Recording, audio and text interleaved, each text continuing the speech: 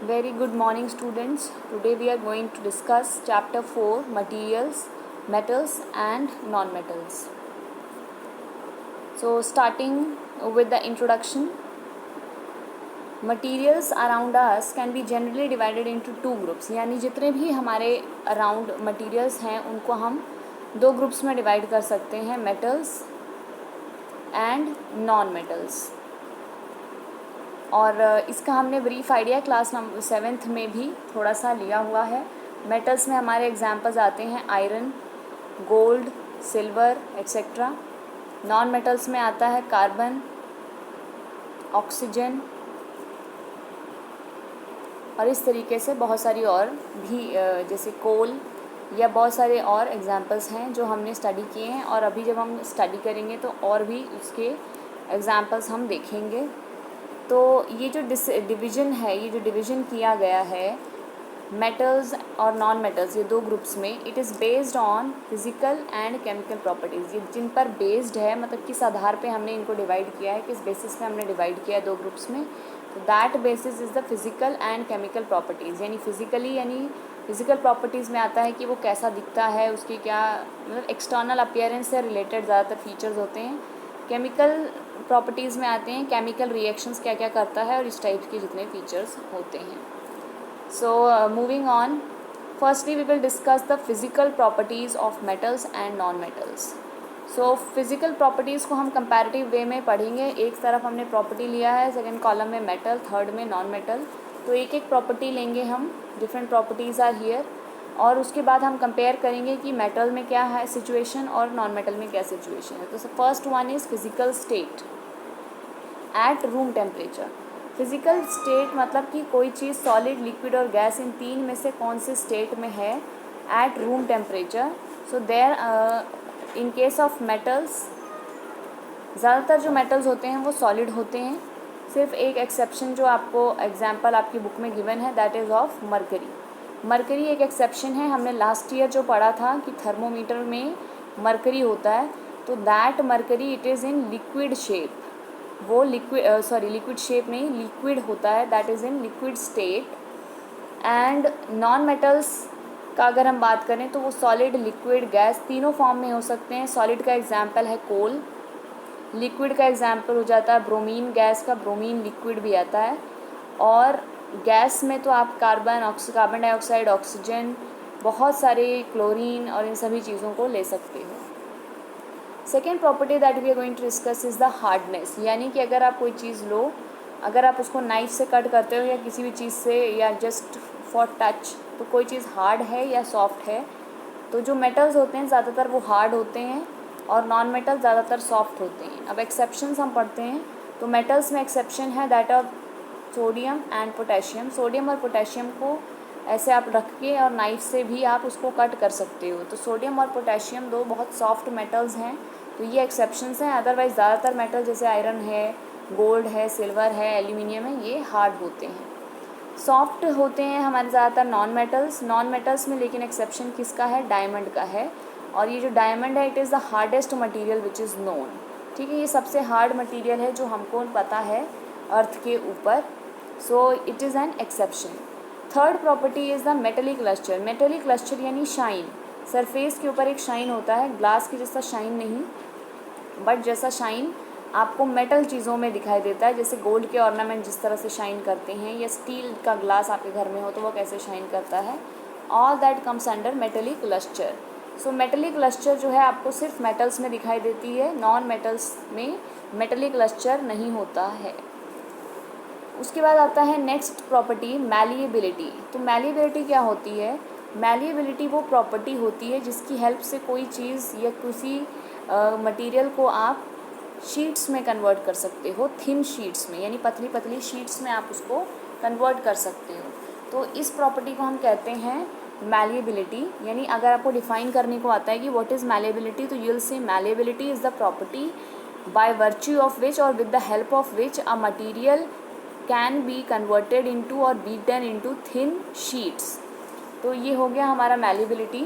अब हम डिस्कस करते हैं मेटल्स और नॉन मेटल्स के कॉन्टेक्स्ट में. तो मेटल्स ज़्यादातर मेलिएबल हैं. मतलब अगर आप ये सोडियम और पोटेशियम को छोड़ दो, क्योंकि ये इतने सॉफ्ट हैं कि ये ब्रेक हो जाएंगे अगर हमने इसको हैमर किया। लेकिन बाकी जो आपके सिल्वर है, एल्यूमिनियम है, इवन आयरन है, वो मैलिएबल होते हैं और आप उनको अगर बीट करो बहुत देर तक हैमर की हेल्प से, तो they can be converted into thin sheets. आपकी बुक में जो एग्जांपल दिया गया है that is of iron nail, यानी जैसे आपने ये आयरन नेल लिया, आपने इसको हैमर से बीट करना शुरू किया, थोड़ी देर में आपको ये थोड़ा सा कंपैरेटिवली पहले से ज़्यादा फ्लैट दिखेगा। और अगर आप बहुत अच्छे से पावर लगा पाते हो तो this iron nail will become completely thin sheet also. But उतनी पावर हम जनरली नहीं लगा पाते हैं, मशीन्स की हेल्प से वो किया जाता है। नेक्स्ट आता है नॉन मेटल्स। नॉन मेटल्स में जो है नॉन मैलिएबल होते हैं, क्योंकि ये इतने सॉफ्ट होते हैं, ये जैसे आप हैमर करोगे दे विल ब्रेक डाउन और पाउडर बन जाएगा। सो इसलिए ये नॉन मैलिएबल हैं, आप इनको शीट्स में नहीं कन्वर्ट कर सकते हो। मेटल्स में जो शीट्स में कन्वर्ट होते हैं वो आपको दो चीज़ें जो डेली लाइफ में देखने को मिलती हैं, one is the silver foil, second is the aluminium foil. Now the next property is ductility. Ductility क्या होती है? It is the property by virtue of which or with the help of which a material can be drawn into wires. यानी अगर कोई material है उसको आप wire में कन्वर्ट कर सकते हो, ठीक है, आप उसको वायर में कन्वर्ट कर सकते हो अगर, तो उसको प्रॉपर्टी को हम जो कहते हैं that property is called as ductility. So अगर आप देखो यहाँ पे, तो सपोज़ आपके पास है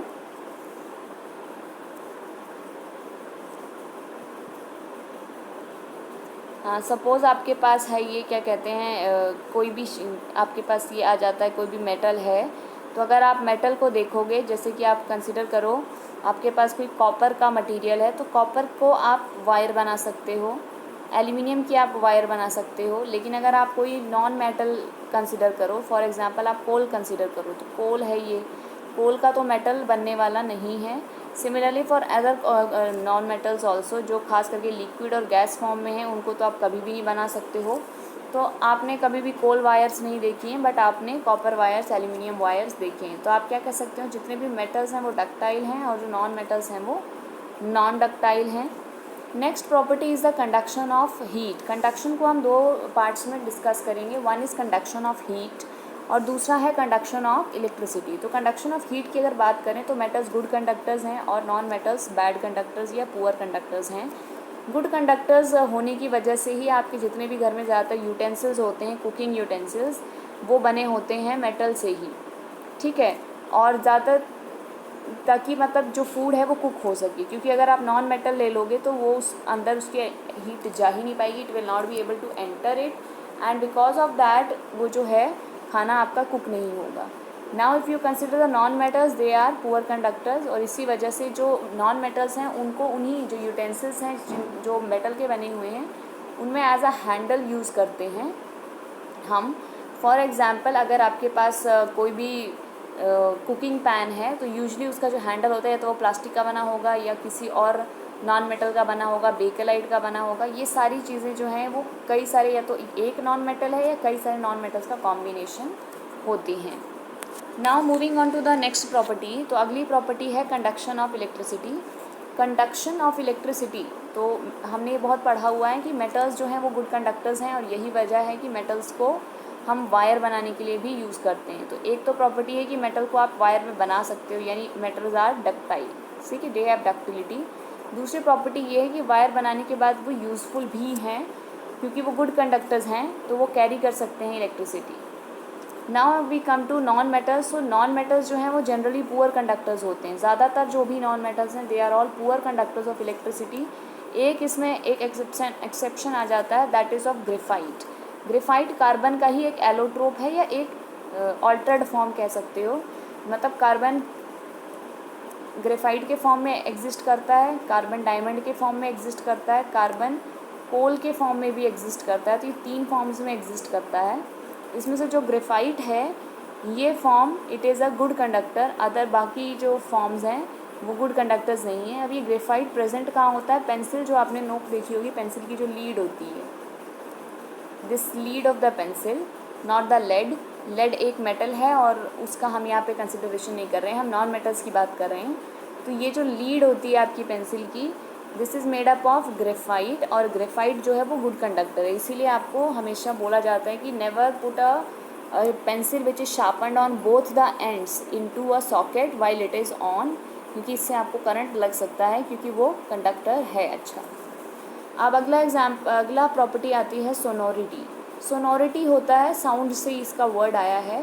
sonority means the property with the help of which a material is able to produce a ringing sound on striking. यानी अगर आप कोई मटेरियल लेते हो और उसको स्ट्राइक करते हो किसी चीज़ से, किसी लकड़ी से, किसी डंडे से, या किसी पत्थर से, किसी भी चीज़ से, किसी और भी मटेरियल से, तो उसमें से एक रिंगिंग यानी रिंग जैसे बजने की, घंटी बजने की आवाज़ आती है। तो ये जो प्रॉपर्टी है ये सोनोरिटी कहलाती है।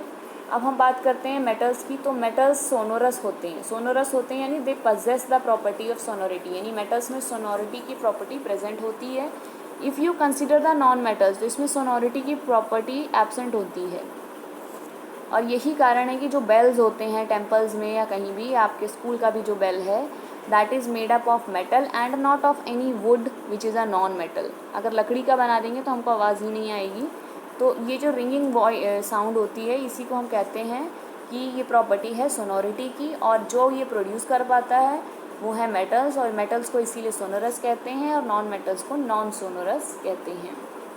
अब हम एग्जांपल्स ले लेते हैं। हमारे पास मेटल्स और नॉन मेटल्स की ये कोई प्रॉपर्टी नहीं है, we are just taking the simple examples. So examples में मेटल्स के एग्जांपल हैं iron, copper, aluminium, gold, silver, sodium, potassium, magnesium. ये टर्म्स कोई आप लोग के लिए न्यू नहीं है, 7th में आप इंट्रोड्यूस हो चुके हो, कुछ से आप 6th में इंट्रोड्यूस हो चुके हो, और अपनी रियल लाइफ में भी आपने चीज़ें देखी हुई हैं। फिर आता है नॉन मेटल्स। नॉन मेटल्स में है कार्बन, ऑक्सीजन, सल्फ़र, फास्फोरस। इसमें सिर्फ एक फास्फोरस न्यू है, बाकी तो तीनों आपको पता ही हैं। कार्बन, ऑक्सीजन ये आपके बहुत ही कॉमन है। और रही बात सल्फ़र की, तो सल्फ़र एक येलो कलर का पाउडर होता है, उस तरीके का होता है ये। फास्फोरस, रेड फास्फोरस या ब्लैक फास्फोरस, दो फॉर्म्स में एग्जिस्ट करता है ज़्यादातर हमको जो दिखाई देता है। वाइट फास्फोरस भी होता है। और ये जो फास्फोरस है ये आपकी, अगर मैच स्टिक कंसिडर करो, सपोज इसको मैच स्टिक मान लो, जिसको हमने पहले वायर माना था, तो इसकी जो एंड पे लगा होता है, this is the part which contains phosphorus. ऐसा नहीं कि सिर्फ फास्फोरस ही, इसके अंदर क्ले और ग्रेफाइट वगैरह मिक्स करके, इसको उसमें फेविकॉल वगैरह डाल करके इसको स्टिकी बनाकर वहाँ पे चिपकाया होता है। और फास्फोरस जो होता है, अगर उसको सिर्फ एयर में रख दो तो वो जल जाता है। तो ऐसा हम नहीं कर सकते कि सिर्फ फास्फोरस लगा दें, तो ये इस तरीके से होता है। तो फास्फोरस का आप एक जनरल आइडिया ले सकते हो कि कहाँ पे है, कैसे है। अब ये कुछ एप्लीकेशंस हैं based on the properties, physical properties. तो पहला चीज़ है कि इलेक्ट्रिकल वायर्स, कंडक्टर्स होते हैं, क्योंकि मेटल्स अच्छे इसलिए मेटल की बनी होती है। दूसरा है कि जो हैंडल्स हैं कुकिंग वेसल्स के और स्क्रू ड्राइवर्स के, वो नॉन मेटल्स के बने होते हैं, क्योंकि वो पुअर कंडक्टर्स हैं हीट और इलेक्ट्रिसिटी के। थर्ड है इसका, जो हमने बेल्स का डिस्कस किया कि बेल्स को मेटल का क्यों बनाया जाता है, वुड या किसी और मटेरियल का, या जो नॉन मेटल है उसका नहीं बनाते हैं, क्योंकि वो सोनरस है मेटल, और नॉन मेटल सोनरस नहीं है। Now coming to the chemical properties of metals and non metals. So chemical properties में फर्स्टली हम डिस्कस करेंगे रिएक्शन विद ऑक्सीजन, इसके बाद हम रिएक्शन विद वाटर डिस्कस करने वाले हैं। ये आज हम 2 ही कर पाएंगे। Next we will continue in the next class. तो रिएक्शन विद ऑक्सीजन में सबसे पहले हम डिस्कस करते हैं कि मेटल्स ऑक्सीजन के साथ कैसे रिएक्ट करते हैं। इसके बाद हम डिस्कस करेंगे नॉन मेटल्स कैसे रिएक्ट करते हैं। तो मेटल्स कैसे रिएक्ट करते हैं, मेटल्स रिएक्ट करते हैं ऑक्सीजन के साथ और बनाते हैं मेटल ऑक्साइड्स। मेटल ऑक्साइड्स यानी जैसे आपका मेटल का नेम है सोडियम, तो सोडियम ऑक्साइड, आयरन है तो आयरन ऑक्साइड, उसी तरीके से एल्यूमिनियम है तो एल्यूमिनियम ऑक्साइड, और इस तरीके से आप नेम उसके मतलब रख सकते हो। तो अब मेटल ऑक्साइड्स जो हैं इनका नेचर कैसा होता है, ये तो हमें पता चल गया मेटल ऑक्साइड बनते हैं। तो इनका जो नेचर होता है it is basic. Now iron reacts with oxygen. अब हम कुछ एग्जांपल्स पढ़ेंगे जो आपकी बुक में दिए हैं, कुछ हैं जो आपकी बुक में नहीं है बट वो इम्पॉर्टेंट हैं तो मैंने यहाँ डाल दिए हैं। तो first one is the iron. Iron reacts with oxygen to form iron oxide, जिसको हम रस्ट कहते हैं। दिस इज़ समथिंग जिससे आप बहुत फेमिलियर हो, लास्ट ईयर हमने ये पढ़ा भी था, रस्टिंग ऑफ आयरन जब हमने स्टडी किया था कि रस्टिंग के लिए आपको आयरन चाहिए, ऑक्सीजन चाहिए, वाटर चाहिए। ठीक है, तो ये 3 कंडीशंस थे और रस्टिंग जो होता है it is a reaction of metal with the oxygen. तो इसमें आयरन होता है, आयरन रिएक्ट करता है ऑक्सीजन के साथ, वाटर के साथ, और क्या बनता है आयरन ऑक्साइड, जिसका फॉर्मूला Fe2O3, और साथ में रिलीज़ होती है हाइड्रोजन गैस जो एटमॉस्फेयर में आपके चली जाती है। सेकेंड एग्जांपल है मैग्नीशियम का। तो मैग्नीशियम का एक एक्सपेरिमेंट है, आपकी बुक में ये पूरा डिस्क्राइब्ड है कि अगर आप मैग्नीशियम की रिबन लो, ठीक है, पतली सी ऐसी रिबन होगी मैग्नीशियम की, इसको आप फिर बर्न करो, ठीक है, आपने बर्न कर दिया इसको, अब ये पूरी जलने लगेगी। तो जब जलने लगेगी तो इस तरीके से इसमें से वाइट कलर के फ्यूम्स निकलेंगे। ये जो फ्यूम्स हैं डार्जिलिंग फ्यूम्स के साथ ये पूरा जल जाएगा और फाइनली आपके लास्ट में सिर्फ ऐसे ऐश बचेगी, only the ash will remain, यानी एक राख जैसी बचेगी। तो ये जो ऐश होती है this is nothing but the magnesium oxide, यानी जब मैग्नीशियम रिएक्ट करता है ऑक्सीजन के साथ या जलता है ऑक्सीजन के अंदर in the presence of oxygen, यानी आपने हीट प्रोवाइड किया पर रिएक्शन ऑक्सीजन के साथ ही है, ठीक है, और ऑक्सीजन आपके एटमॉस्फेयर में ही अवेलेबल है। तो जब ये रिएक्शन होता है तो magnesium reacts with oxygen resulting in formation of magnesium oxide, जो आपको ऐश के फॉर्म में डिपॉजिट होकर वाइट कलर की लगभग या ग्रे वाइट कलर की ऐश के फॉर्म में आपको दिखाई देता है। नाउ एक जो है ये एग्जांपल एल्यूमिनियम का, ये आपकी बुक में गिवन नहीं है but I am telling you क्योंकि ये इंपॉर्टेंट है। तो एल्यूमिनियम रिएक्ट करता है ऑक्सीजन के साथ और बनाता है एल्यूमिनियम ऑक्साइड, ठीक है। तो एल्यूमिनियम ऑक्साइड है, जैसे सिंपल बाकी में बना आयरन ऑक्साइड मैग्नीशियम के साथ मैग्नीशियम ऑक्साइड, वैसे एल्यूमिनियम के साथ एल्यूमिनियम ऑक्साइड। एल्यूमिनियम ऑक्साइड का फॉर्मूला है Al2O3। अब जो एल्यूमिनियम होता है इसके अंदर अगर एक बार, जैसे सपोज़ करो आपका ये एल्यूमिनियम का कोई बर्तन है या कोई वेसल है, कुछ भी है, कोई पॉट है या बॉक्स है, तो इसके ऊपर अगर एक बार जब ये फ्रेश लेयर है एल्यूमिनियम की, इसके ऊपर डिपॉजिट हो गया एल्यूमिनियम ऑक्साइड, तो अगली कोई लेयर की ज़रूरत नहीं है, मतलब बस फर्स्ट लेयर बन गई, उसके बाद रस्टिंग स्टॉप हो जाएगी। तो इसमें क्या है, formation of one layer of aluminium oxide prevents further rusting. इसीलिए एल्यूमिनियम को हमेशा ज़बरदस्ती जानबूझ करके हम लोग रस्टिंग करवाते हैं एल्यूमिनियम ऑक्साइड, ताकि बन जाए और वो जो आपका है वो सेव हो जाए हमेशा के लिए।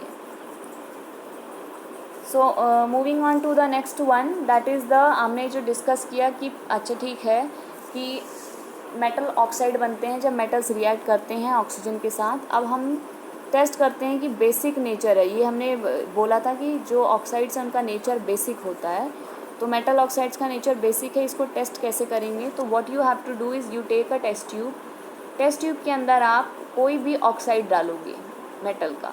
अब मेटल के ऑक्साइड में जैसे एक एग्जांपल है आपका रस्ट, तो आपने क्या किया, जैसे यहाँ पे आपको शो हो रहा है कि there is a china dish, ये ग्लास की डिश होती है छोटी सी, इसके अंदर ये रस्ट के पार्टिकल्स हैं, पूरा इसको अच्छे से क्रश किया हुआ है, इसमें से थोड़े से पार्टिकल्स, या फिर इसकी जगह आप जो हमने ऐश बनाई थी, जैसे मैग्नीशियम रिबन को बर्न किया था और बर्न करने के बाद जो ऐश बनी थी वो ऐश, या फिर ये रस्ट, कुछ भी आप यूज़ कर सकते हो, इसका थोड़ा सा पार्ट लेना है, इसके अंदर आपको टेस्ट ट्यूब में डाल देना है। फिर टेस्ट ट्यूब के अंदर आपको ऊपर से वाटर, ठीक है, H2O वाटर ऐड करना है। फिर आप इसको शेक करोगे, जब आप शेक करोगे तो ये पूरा इस तरीके का सॉल्यूशन रेडी हो जाएगा। Then what you have to do is, आप रेड लिटमस पेपर लोगे और रेड लिटमस पेपर को डिप करोगे इस सॉल्यूशन के अंदर। जो रेड लिटमस पेपर है इट विल टर्न ब्लू, ठीक है, जब आप ये एक्सपेरिमेंट करके देखोगे तो it will turn blue, and अगर रेड लिटमस ब्लू में टर्न हो जाता है तो आप कह सकते हो कि बेसिक है नेचर ऑक्साइड का। तो ये एक टेस्ट करने के तरीका है, आपको एक एग्जांपल दिया है, ये एक्टिविटी के फॉर्म में आपकी बुक में है। फिर एक स्पेशल केस आता है that is of rusting of copper. तो जब भी कोई कॉपर का वेसल है आपके घर में, अगर आपने देखा हो कोई पूजा का जो लोटा होता है तांबे का होता है वो, तो copper vessel if you consider, उसको आप बहुत देर तक अगर मॉइस्ट एयर में एक्सपोज करके रख देते हो तो उस पर एक ग्रीन कलर की कोटिंग आ जाती है। This green coating it is a mixture of copper hydroxide and copper carbonate. ये बनती कैसे हैं मैं आपको बताती हूँ। तो suppose you have the vessel, तो वेसल का हो गया कॉपर, ठीक है, कॉपर का वेसल है। अब उसके बाद वो मॉइस्ट एयर आएगी, moist air is equal to water plus carbon dioxide plus oxygen, यानी जब हवा के अंदर थोड़ी सी नमी हो गई तो कार्बन डाइऑक्साइड ऑक्सीजन तो हवा के अंदर ऑलरेडी प्रेजेंट होते हैं, they are already present in the air, जब उसमें वाटर भी आ गया तो वो मॉइस्ट एयर हो गई। तो जब ये रिएक्ट करता है कॉपर के साथ तो फिर वो बनाता है एक तो कॉपर हाइड्रोक्साइड और दूसरा बनाता है कॉपर कार्बोनेट। यानी यहाँ पर ऑक्साइड नहीं बन रहा है, कॉपर हाइड्रोक्साइड बन रहा है और कॉपर कार्बोनेट बन रहा है। लेकिन क्योंकि इसमें ऑक्सीजन इन्वॉल्व है इसलिए हमने इसको under the heading of reaction with oxygen में पढ़ रहे हैं। तो ये जो दोनों कंपाउंड्स हैं कॉपर हाइड्रोक्साइड और कॉपर कार्बोनेट, यही दोनों मिलकर के ग्रीन कलर की जो कोटिंग है वो बनाते हैं। तो what is that green coating? It is a mixture of these two things. Moving on further, हमारे पास आते हैं नॉन मेटल्स। तो नॉन मेटल्स का रिएक्शन अब हम पढ़ेंगे। हमने मेटल्स का रिएक्शन पढ़ लिया with the acids, now we will with the oxygen. Now we will study the reaction of non metals with oxygen. तो नॉन मेटल्स जो हैं ऑक्सीजन के साथ रिएक्ट करते हैं और जैसे मेटल्स ने मेटल ऑक्साइड बनाया था उसी तरह से नॉन मेटल ऑक्साइड बनाते हैं। डिफरेंस क्या है कि मेटल ऑक्साइड बेसिक थे, नॉन मेटल ऑक्साइड एसिडिक होते हैं। तो हम इसमें एसिडिक का टेस्ट करने के लिए भी, जैसे यहाँ पे बेसिक टेस्ट करने के लिए एक एक्टिविटी किया था, वैसे ही एसिडिक टेस्ट करने के लिए भी एक एक्टिविटी आपको गिवन है। तो सबसे पहले तो हम एग्जांपल देखते हैं। दो एग्जांपल्स जो हैं, एक है कि सल्फ़र का एग्जांपल है कि सल्फ़र अगर आप लेते हो येलो कलर का पाउडर, ठीक है, और उसको आप ऑक्सीजन के साथ रिएक्ट करवाते हो तो गैस बनती है sulphur dioxide gas. And this sulphur dioxide, ये ऑक्साइड ही है और ये कैसा है? डाइऑक्साइड, मतलब इसमें दो ऑक्सीजन है। तो इसका फॉर्मूला SO2 होता है, 2 ऑक्सीजन, ठीक है। तो सल्फ़र डाइऑक्साइड गैस बनती है और जब इसका हम टेस्ट करते हैं, जो आगे हम एक्टिविटी में करने वाले हैं, ये एसिडिक नेचर की होती है। दूसरा बहुत फेमिलियर है गैस आपकी। इसमें क्या है, जब कार्बन रिएक्ट करता है ऑक्सीजन के साथ, जैसे कार्बन, अब कोई भी कार्बन है, जैसे कोयला आपने लिया, कोयले को आपने बर्न किया, ठीक है, suppose this is the coal को आपने बर्न किया, ठीक है। जब बर्न करोगे तो इसमें से जो धुआं निकलता है ब्लैक कलर का, उसके अंदर कार्बन डाइऑक्साइड प्रेजेंट होती है। इसके अलावा और चीज़ें भी हो सकती हैं क्योंकि कोयला सिर्फ प्योर कार्बन एकदम क्लीन करके आपको नहीं दिया गया है। बट सपोज अगर आपके पास प्योर कोल है जिसके अंदर कोई डस्ट, कोई भी गंदगी और नहीं है, तो it will be carbon dioxide, ठीक है। तो कार्बन जब भी रिएक्ट करता है ऑक्सीजन के साथ तो वो जो ऑक्साइड बनाता है that is a carbon dioxide, और ये भी सल्फर डाइऑक्साइड की तरह एसिडिक नेचर की होती है। इसको अगर आप वाटर में डिज़ोल्व करो तो एक एसिड बनता है जिसको कार्बोनिक एसिड कहते हैं। जैसे कि आपने सॉफ्ट ड्रिंक्स हैं आपके घर में, आपने कभी बहुत बार पिया होगा सॉफ्ट ड्रिंक्स। जो कोल्ड ड्रिंक्स आप पीते हो उसके अंदर कार्बन डाइऑक्साइड गैस को डिज़ोल्व करके रखते हैं और इसी वजह से उसमें सार टेस्ट आता है, खट्टा टेस्ट आता है, और इसी वजह से उसमें जो टैंगीनेस आता है, मतलब आपके जब मुंह पे या जीभ पे जब थोड़ा सा भी कोल्ड ड्रिंक का जाता है, कोल्ड ड्रिंक पड़ता है आपकी जीभ के ऊपर या आपकी टंग के ऊपर, तो what you feel a tingling sensation, एक सेंसेशन फील होता है टिंगलिंग का। तो that is because of the acidic nature. तो वो एसिडिक नेचर कार्बोनिक एसिड की वजह से होता है कि कार्बन डाइऑक्साइड जब वाटर में घुल जाती है तो वो एक एसिड बनाती है जिसको कार्बोनिक एसिड कहते हैं। अब है test for acidic nature of non metals. तो टेस्ट में आपको मैं नेक्स्ट स्लाइड पे ले जा रही हूँ जहाँ पर आपका पूरा एक्सपेरिमेंट है। तो एक्सपेरिमेंट में क्या है, सबसे पहले आपने एक स्पून ले लेना है, डीफ्लैजरेटिंग स्पून, इस तरीके का लॉन्ग हैंडल वाला स्पून है। इसके ऊपर आपने सल्फ़र का पाउडर रख लिया, ठीक है, ये सल्फ़र पाउडर है। अब इस सल्फ़र पाउडर को आप क्या करोगे, you will heat it up, ठीक है। इसको हीट किया, अब ये कैंडल से नहीं हीट करना होता है, एक बर्नर से हीट करना होता है, पर सपोज़ आप, मतलब मैं आपको सिर्फ एक्सप्लेन करने के लिए बता रही हूँ। तो आपने इसको हीट अप किया, हीट करने के बाद क्या होगा, इसमें से धुएँ निकलने शुरू हो जाएंगे, fumes will start coming out, and ये सल्फ़र डाइऑक्साइड के फ्यूम्स हैं। अब आपको क्या करना है कि ये फ्यूम्स जो हैं एस्केप ना हो जाए, क्योंकि आपको इन्हीं का तो टेस्ट करना है, ये हैं एसिडिक हैं, बेसिक हैं।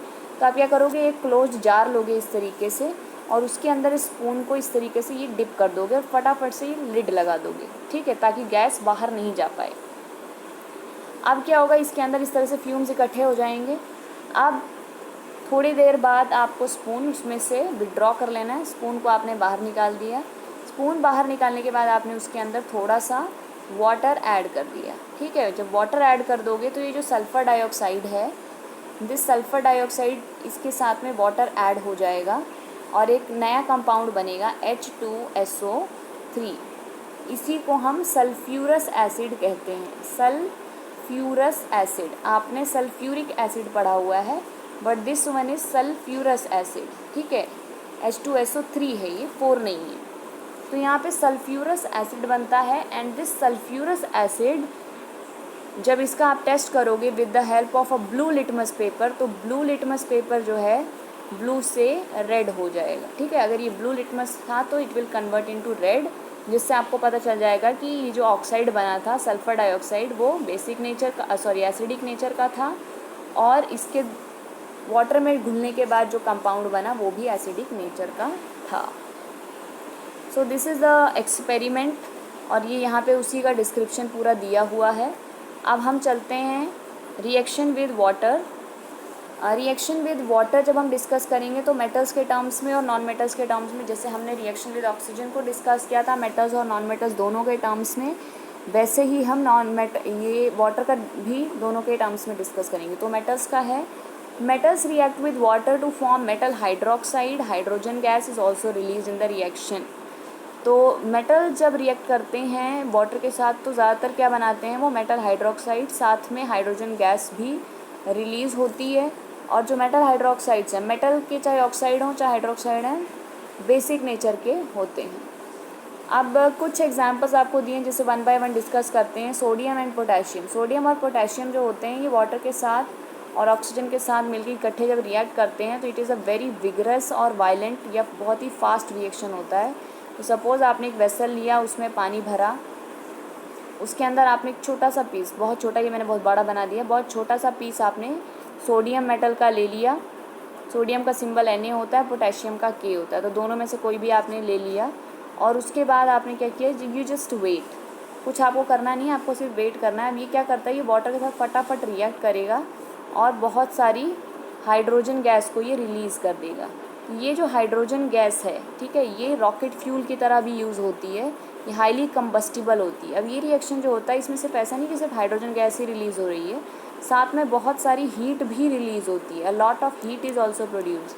तो ये जो हीट है इससे ये हाइड्रोजन हीटअप हो जाती है और फायर प्रोड्यूस होती है, ठीक है, आग लग जाती है और हमें ऐसे लगता है जैसे पानी के अंदर आग लग गई हो। So this is the reason, यही रीज़न है कि हम क्या करते हैं, सोडियम को स्टोर करते हैं केरोसिन के अंदर और पोटेशियम को भी हम केरोसिन के अंदर स्टोर करके रखते हैं, क्योंकि अगर आप एयर में भी रख देते हो तो एयर में थोड़ा बहुत भी अगर मॉइस्चर है ये उसके साथ रिएक्ट करके जल जाएगा और फायर कॉज कर सकता है। लेकिन जब केरोसिन में रहेगा तो ये एयर के कांटेक्ट जो है इसका और वाटर से जो कांटेक्ट है इसका बिल्कुल कट ऑफ हो जाएगा और ये सेफली वहाँ पे आप रख सकते हो। अब आती है नेक्स्ट मेटल, एक जो है आपका that is important one, it is iron. Iron के साथ जो रिएक्शन होता है, आयरन का रिएक्शन बहुत ही स्लो होता है और ये आयरन ऑक्साइड जो आपका रस्टिंग वाला प्रोसेस है वही प्रोसेस है और ये बहुत ही स्लो होता है। रस्टिंग कभी एक दिन में नहीं होती है, 1 घंटे में नहीं होती, एक दिन में चलो अगर कभी हो भी सकती है, but it will never happen in 5 minutes और 2 सेकेंड्स और इन 1 आवर इवन। उसमें आप कम से कम 1 दिन 2 दिन 3 दिन ऐसा टाइम लगेगा। तो it takes a lot of time and it is a slow reaction. अब मेटल्स का डिपेंडिंग ऑन कि वाटर कोल्ड है या वाटर हॉट है, तो ये 2 जनरलाइजेशंस हैं। अगर मेटल कोल्ड वाटर के साथ रिएक्ट करता है तो अक्सर वो मेटल हाइड्रोक्साइड और हाइड्रोजन गैस बनाता है, और अगर वो स्टीम या हॉट वाटर के साथ रिएक्ट करता है तो मेटल ऑक्साइड और हाइड्रोजन बनाता है। तो ये एक जनरलाइजेशन है, this is not given in your book, तो आप अपनी बुक के अकॉर्डिंग चलोगे और मेटल हाइड्रोक्साइड सिंपल आपको लिखना है along with release of hydrogen gas. अब सोडियम की ये जो हमने पढ़ी इसका ये रिएक्शन लिखा हुआ है यहाँ पे कि sodium plus water will give you, sodium का हाइड्रोक्साइड NaOH और हाइड्रोजन साथ में हीट, ठीक है। अब हम पढ़ते हैं कैल्शियम का रिएक्शन वाटर के साथ। तो कैल्शियम जब रिएक्ट करता है वाटर के साथ तो कैल्शियम हाइड्रोक्साइड बनाता है और हाइड्रोजन गैस बनाता है। ये और मैग्नीशियम का भी हम इसी वक्त पढ़ लेते हैं, फिर इन दोनों को इकट्ठे पढ़ेंगे, एक स्पेशल चीज़ है जो इनके साथ रिलेटेड। मैग्नीशियम रिएक्ट करता है वाटर के साथ और बनाता है मैग्नीशियम हाइड्रोक्साइड और हाइड्रोजन। अब क्या होता है, मैग्नीशियम और सोडियम जो होता है, मैग्नीशियम और कैल्शियम जो होता है कि जैसे आपने इसको वाटर में रिएक्शन करवाया, दिस इज़ वाटर, इसमें सपोज़ करो ये मैग्नीशियम का रिएक्शन हुआ।